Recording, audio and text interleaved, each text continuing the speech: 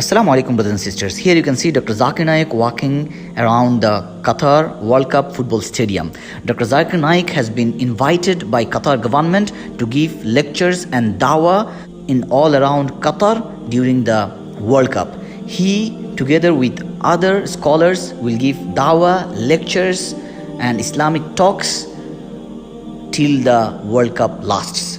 It's an amazing initiative by Qatar government to let the non-Muslim know about this beautiful religion of Islam, because millions of people will come to Qatar to watch the football matches that is going on during the World Cup, and it is a great opportunity to convey the message of Islam to them. And because of that, Qatar has invited amazing scholars from all over the world to give dawah to these people so that they understand about Islam and they go back from Qatar with positive thoughts about Islam. Allah knows many people may accept Islam during this time. May Allah give guidance to people, and may Allah give us the ability to give da'wah to people and to call people towards the right path.